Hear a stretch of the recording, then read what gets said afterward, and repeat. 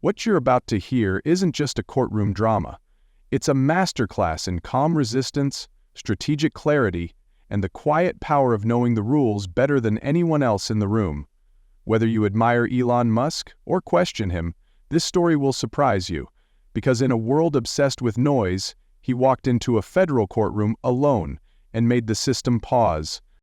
It was just past 8:45 a.m. when the first drops of rain began tapping against the high arched windows of courtroom 4C inside the Charleston Federal Courthouse. The sound was soft, almost soothing, an atmospheric backdrop to what was expected to be a routine contempt hearing, the kind that barely earned a footnote in the local paper. The bailiff checked his watch. Reporters trickled in slowly, some balancing steaming coffee cups while others set up cameras in the back row. A few clerks shuffled past with manila folders under their arms, their faces neutral, their movements mechanical. This was a federal courtroom after all. Drama was reserved for the outside world. Inside, things were supposed to move with order, precision, and predictable boredom. Then the doors opened. Heads turned, but there were no gasps, no flashbulbs. Just a slow, curious ripple through the room. Elon Musk had walked in alone. No lawyers flanking him, no assistants behind him, no security clearing the way. Just Musk, in a charcoal gray suit, a dark tie, and a look so unreadable it almost dared anyone to guess what he was thinking. He didn't glance around, he didn't wave. He simply moved to the defendant's table and took a seat, folding his hands on the wood in front of him. A few journalists whispered to one another, confused. Surely someone like Musk would have brought a legal team, or at least a statement. But there was no entourage, no briefcase, no performative outrage, just presence. The clerk of the court, Carter Vance, glanced at the judge's chambers, then back at Musk, his brow furrowing slightly. Something about this wasn't normal. Outside, the rain began to fall harder, streaking the windows and cloaking the courthouse in a pale gray mist. Inside, the room held a quiet weight, the kind that descends just before something important happens. Most people didn't know it yet, but this wasn't going to be a routine morning. It was the kind of day that would be remembered not because of noise or spectacle, but because of what happened when one man walked in and simply decided to speak. At exactly 9 a.m., the door behind the bench creaked open and Judge Marion Holloway stepped into the room. Known across the Southern legal circuit for her unshakable composure and encyclopedic knowledge of constitutional law, she was a figure both feared and respected. Her silver hair was pulled into a tight bun, her black robe immaculate, and her expression unreadable. As she took her seat at the bench and adjusted the microphone, her gaze swept across the courtroom, landing, finally, on the man sitting alone at the defense table. "Mr. Musk," she began, her voice cool and deliberate, "you have been summoned here in connection with a direct violation of a federal gag order issued on April 17th during closed-door litigation between your firm and the Department of Energy." The courtroom hushed. "It has been brought to this court's attention," she continued, "that you publicly disclosed restricted procedural details at a press event in Atlanta less than 48 hours after the protective order was put in place." She leaned forward slightly. "This court considers that a breach. As such, you are being fined $3,200,000, payable within 14 days. No audible gasp followed. It was Elon Musk, after all, a man worth billions. A fine like that, though hefty, would hardly register. Most assumed he'd sign a check, give a curt nod, and walk out the same way he came in. But Musk didn't reach for his wallet. He didn't flinch. He didn't even raise an eyebrow. He sat perfectly still, hands loosely folded, eyes fixed on the judge. There was no arrogance in his posture, but there was a certainty, like someone who had walked in knowing more than he let on. Judge Holloway raised an eyebrow, perhaps waiting for a reaction. "Do you understand the terms of the ruling?" she asked. "I do," Musk replied calmly, "but I'd like to respond." A few reporters sat upright. The courtroom, previously flat in mood, seemed to inhale collectively. Judge Holloway tilted her head. "Mr. Musk," she said, measured and cautious, "I strongly advise legal representation before proceeding. You are entitled to it." Musk shook his head gently. "With respect, Your Honor," he said, "I believe it's more appropriate that I handle this personally, For the first time, Judge Holloway blinked. Just once. "Very well," she said, gesturing for him to proceed, "but understand, this is no place for theatrics." Musk nodded once. "Understood," he said. And with that, the real hearing began.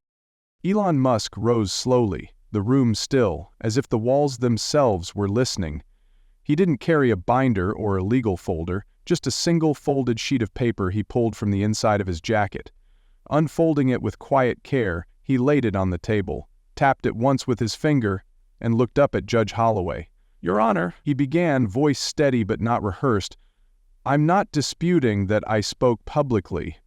What I'm disputing is whether the gag order applied to the specific content I referenced." A few legal assistants paused mid-note, ears pricked. One court observer leaned forward slightly, sensing the temperature in the room had just shifted. Musk continued, citing Section 42D of the protective order issued on April 17. Section 42D, Clause 3, he said, makes a clear exception for public safety disclosures that may directly impact shareholders or consumer welfare. He glanced briefly at his sheet for confirmation. "The comments I made at the Atlanta conference were related to a lithium-ion cell malfunction we observed in our production line. Data that came from our internal safety audits, not sealed court documents." Judge Holloway leaned back slightly, her eyes narrowing as her fingertips pressed together in thought. Musk took the signal to continue. "I reference no individual names, no figures from sealed exhibits, and no statements made in chambers. The issue I raised was mine to raise, and I did so under the belief that the public and our investors had a right to know." His delivery was firm but unhurried, less like a defense, more like a quiet unraveling of the assumptions that had led them here. He paused, allowing the weight of that last sentence to settle. Then he added, "This court's gag order, respectfully, was broad, but not absolute. There is legal precedent to support that." He lifted his paper, turning it slightly toward the bench. "Stansfield v. U.S. Tech Holdings, 9th Circuit, 2004. The ruling stated that a corporate executive may not be penalized for disclosing information that falls under fair use public interest protections, especially when those disclosures relate to ongoing risks or safety concerns." The room had become motionless. Even Judge Holloway, whose reputation was built on stone-faced consistency, allowed the faintest shift in her expression, a subtle tell not of doubt, but of reassessment. Reporters began tapping furiously on keyboards. The clerk, Carter Vance, whispered something to a junior officer who slipped quietly through the side door in search of the referenced case law. Still, Musk wasn't done.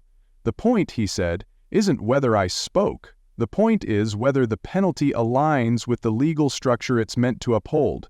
If my comments fall within the public safety exception, then this fine doesn't just overreach, it contradicts its own framework."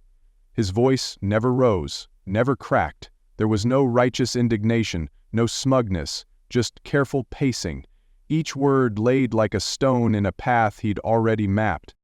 "Your Honor," he finished, "this is not a matter of defiance, it's a matter of where the boundary lies between lawful silence and responsible transparency." He sat down, slowly folding his hands once more, and for a long moment nobody said a word, because for the first time in that courtroom, the possibility emerged that Elon Musk might not just be defending himself, he might actually be right. Judge Holloway sat motionless behind the bench, her fingers still pressed together beneath her chin as if weighing not just Musk's words, but the implications behind them. The courtroom, which had begun the day in sleepy indifference, now buzzed with quiet intensity. Carter Vance, the clerk, re-entered the room swiftly and handed her a printed copy of the April 17th protective order, along with a summary of Stansfield v. U.S. Tech Holdings. She didn't thank him. She didn't need to. Her eyes scanned the documents while the rest of the room held its breath. A whisper flickered through the gallery, reporters murmuring, glancing at their phones, unsure if they should be taking notes or just watching. Musk remained seated, still, the very picture of calm, as though he'd simply made a presentation in a boardroom rather than challenged a federal penalty before a courtroom full of skeptics. Judge Holloway finally looked up, her voice slower this time. "Mr. Musk, she said. "Are you asserting that your remarks were protected under federal fair use because they addressed a perceived public safety risk?" Musk nodded. "Yes, Your Honor, and not just perceived. Verified by internal audit but not yet disclosed publicly due to the timing of the order." That raised eyebrows at the prosecution table. A second lawyer, previously silent, scribbled furiously into a notepad. In the back row, a representative from the Office of Legal Oversight tapped out a message on his phone, then slipped quietly into the hallway. Something had shifted. What began as a contempt hearing had evolved into a live case study. An unanticipated legal debate, now balancing on the blade of statutory language and intent. Judge Holloway's brow furrowed. "And you believe the court's fine exceeds its jurisdiction because your comments were made in good faith, based on your understanding of the order's limitations?" "Correct," Musk replied. "The fine assumes malice or disregard. My position is that the language of the gag order, combined with the precedent, allows for exception when public interest outweighs procedural silence." The phrasing was sharp, clean, practiced but not performative. A junior attorney leaned toward her colleague and whispered, "He's quoting statute like he's been in court for 10 years. Her colleague whispered back, "He may have come prepared to lose, but not to fold." Judge Holloway tapped her pen against the edge of the bench, slow and deliberate. "This court," she said, "is not accustomed to civilians citing precedent that accurately—" It wasn't quite praise, but it wasn't dismissal either. "I'll need to review the order and the cited case in full before proceeding further." Then, without looking at anyone in particular, she added, "We'll recess for 1 hour. Mr. Musk, do not leave the building." Musk nodded. "Understood." As the judge stood and exited through the rear chamber door, the gallery erupted, not with applause, but with energy. The air now buzzed not just with curiosity, but with something closer to anticipation. Musk hadn't just bought himself more time, he had cracked something open. The moment Judge Holloway disappeared behind her chamber doors, the courtroom's restrained silence collapsed into quiet commotion. Reporters leapt from their seats, some dashing out into the rain-soaked hallway, others already typing headlines from their laptops. One journalist from Charleston Public News muttered, "He just bought a courtroom an hour with a footnote," before racing to get a signal. Within 15 minutes, the phrase "Charleston motion" was trending locally on Twitter. By the 30-minute mark, national legal analysts were being tagged in threads breaking down the Stansfield precedent Musk had referenced. Outside, the courthouse steps, usually empty save for a few parked news vans, had begun to draw a crowd. Local law students arrived, some ditching class after seeing live tweets. A few curious onlookers wandered over from nearby cafes, drawn by the unusual concentration of cameras and umbrellas. Inside the break room on the second floor, Carter Vance, the court clerk, stood by the vending machine sipping stale coffee, shaking his head. "This was supposed to be a closed-book hearing," he muttered to a junior clerk. "Now it's turning into a constitutional symposium." A nearby paralegal pulled out her phone and showed him a Reddit thread already dissecting the courtroom exchange in real time. Someone had even started a hashtag, #MuskVesgavel. Back on the courthouse sidewalk, a regional ABC affiliate went live. "What began as a routine contempt fine for Elon Musk," the reporter began, "has spiraled into a full-blown debate on federal court discretion and the boundaries of judicial overreach. And get this, he walked in without a single attorney." The segment aired across South Carolina and quickly spread across the Southeast, with clips surfacing on legal TikTok and morning news shows before the hour was out. In a small diner 4 blocks away, a group of contractors on break watched the muted coverage, reading the subtitles while eating biscuits and gravy. One of them squinted at the screen. "Wait, didn't he just quote the judge's own order back at her?" Another shook his head. "Man, I don't like the guy, but you gotta respect that." Back inside the courthouse, Elon Musk sat alone in a side hallway, still unreadable, his folded hands resting in his lap. He had said nothing since the recess began, but around him the system he had just questioned was reacting, adjusting, not with panic, not yet, but with awareness. Because it wasn't just a hearing anymore, it was a moment, and the ripple had already started to roll outward.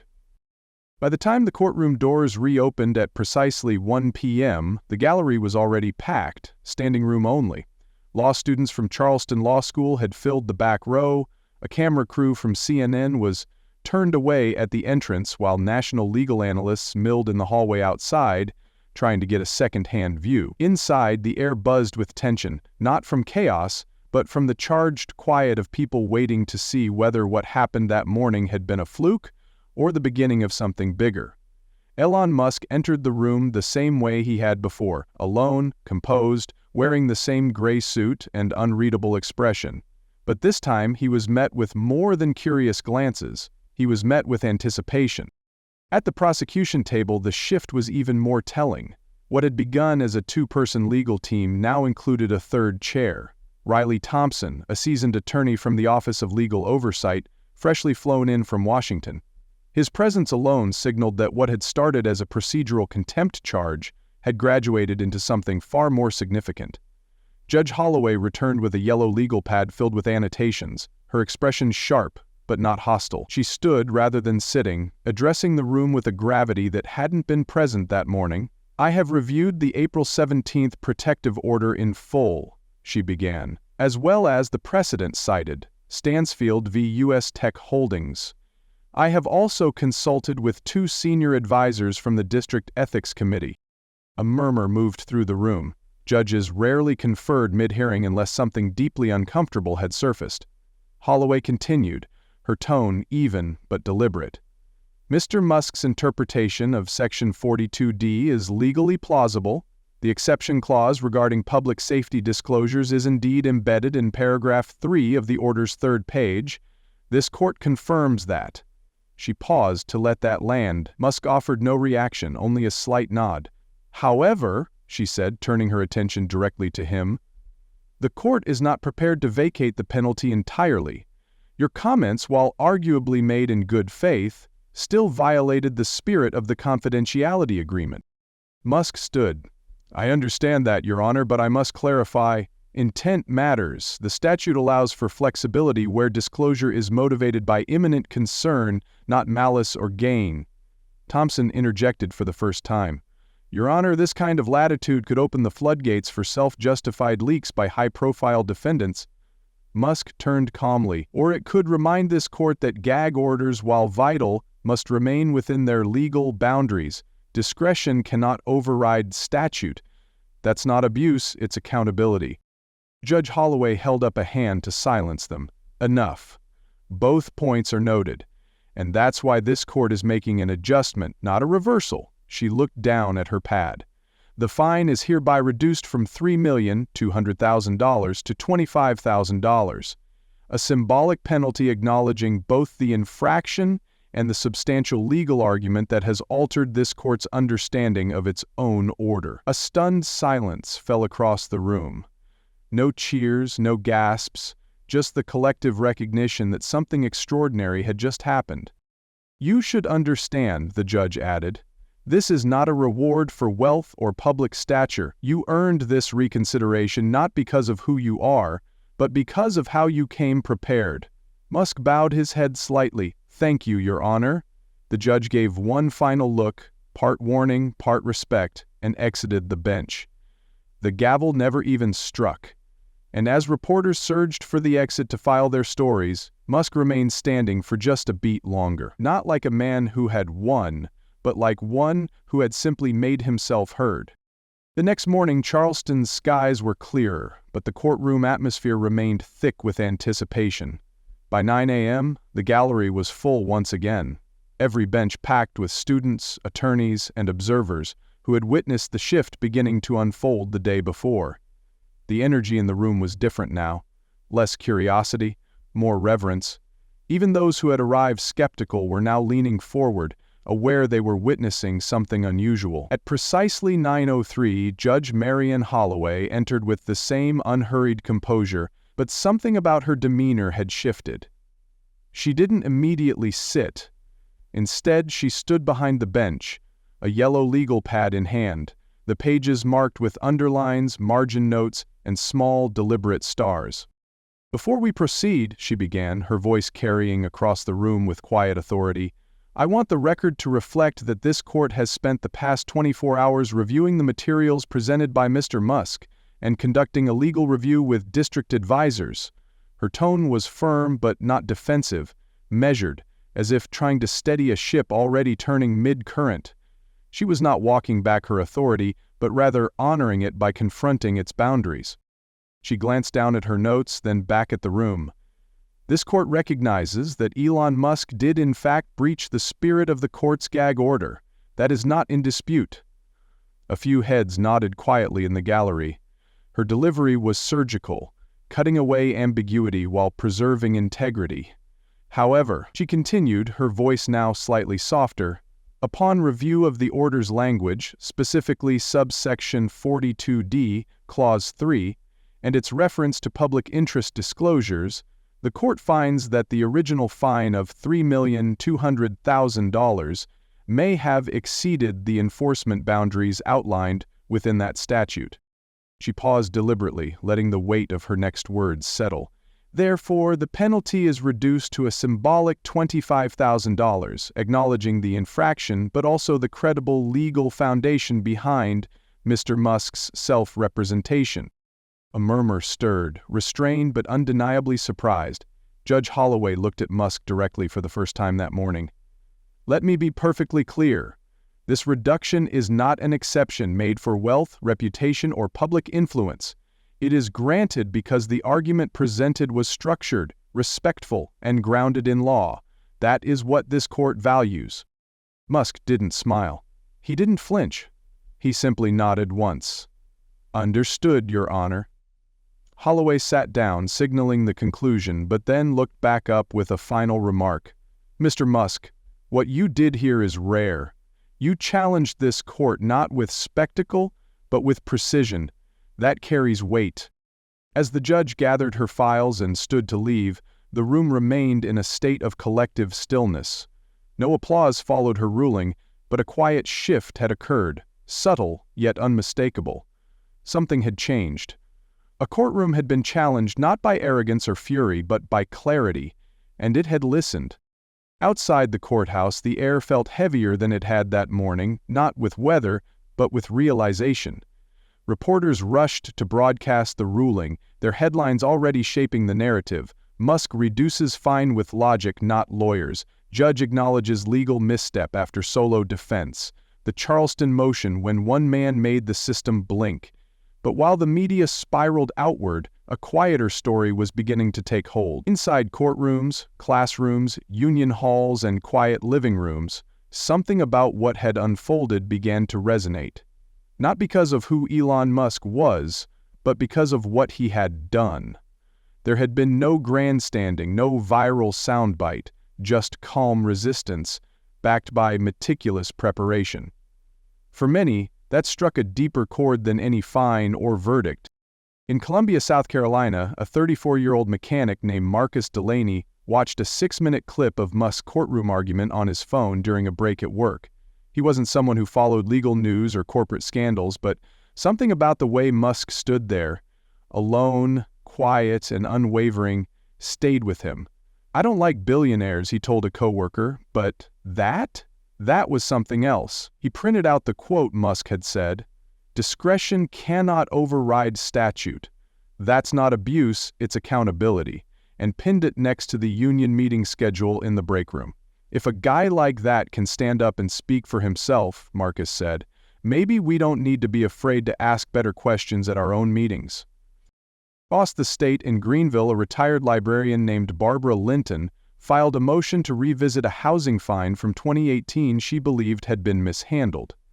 She included a printed excerpt from Judge Holloway's revised ruling and cited the Charleston motion case as an example of how courts could be asked, respectfully, to reconsider. Her request didn't overturn the fine, but it did lead to a partial refund and, more importantly, a conversation with a local magistrate about process transparency and due process.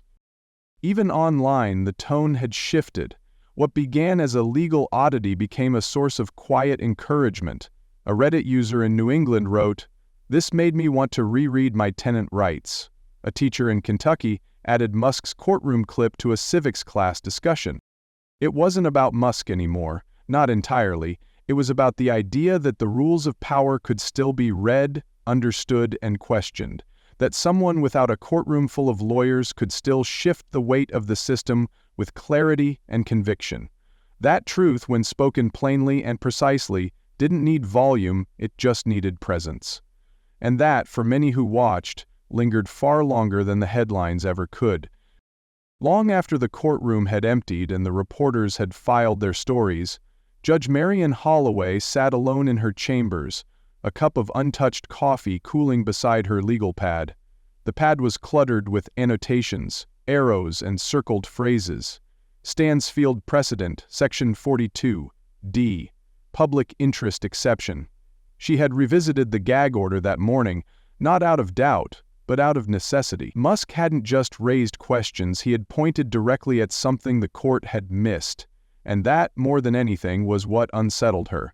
She had presided over corporate fraud cases, high-profile political disputes, and multi-million-dollar class actions, but this hearing had left a mark unlike any other. It wasn't Musk's fame or his wealth, it was the precision of his words. The absence of arrogance, the refusal to defer when the law, as written, was on his side. She flipped to the margin of the order, where she had scrawled it the night before. He wasn't wrong, not entirely. A soft knock interrupted her thoughts. Carter Vance stepped inside with a thin folder. "Office of Legal Oversight wants a written brief on the ruling," he said quietly. "Also, Channel 12 is asking for a statement." Holloway didn't look up. "No press," she replied. He lingered for a second longer. "There's more? A professor from Charleston Law emailed, said they're teaching the transcript already, and law students are calling it the Charleston Motion." For a moment, Holloway almost smiled, but didn't. "Close the door," she said. Across town, Elon Musk sat alone at a small table near the back of a quiet cafe off Meeting Street. His assistant sat a few seats away, whispering into her phone, but Musk wasn't engaged. He stared out the window at the passing cars, unreadable as ever. There was no celebration, no press conference, just stillness. A woman in her late 50s approached slowly, holding a to-go cup. "Excuse me, sir," she said, hesitating. "I watched the hearing online. I'm not sure I agree with everything, but the way you spoke, it mattered." Musk looked up, surprised. "Thank you," he replied softly. She nodded and walked away. No photos, no questions, just a quiet gesture of acknowledgement. No one clapped, no one asked for headlines, but in that moment the noise of everything else faded. He hadn't walked out of the courtroom a hero or a villain. He'd walked out as a man who knew the rules, read every line, and chose to speak when it counted. And now, in rooms far from the courtroom, that choice was echoing in ways no one had quite expected. The lesson from this story is both powerful and quietly radical. Knowledge, clarity, and restraint can be just as impactful as power or position, sometimes even more so. Elon Musk didn't challenge the court with wealth, theatrics, or influence.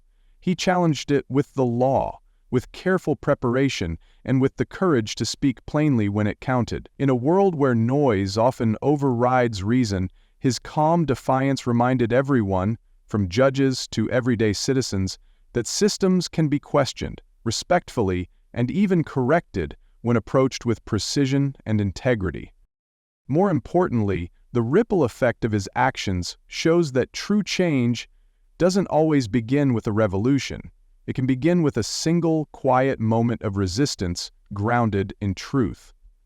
People like Marcus the mechanic or Barbara the retired librarian found new confidence not because a billionaire won, but because someone used the rules to stand their ground. The story teaches us that real power isn't in shouting louder, it's in knowing what you're standing on, reading every line, and having the courage to speak up when everyone expects you to stay silent. In a time where spectacle dominates, perhaps the real revolution is in quiet, undeniable logic.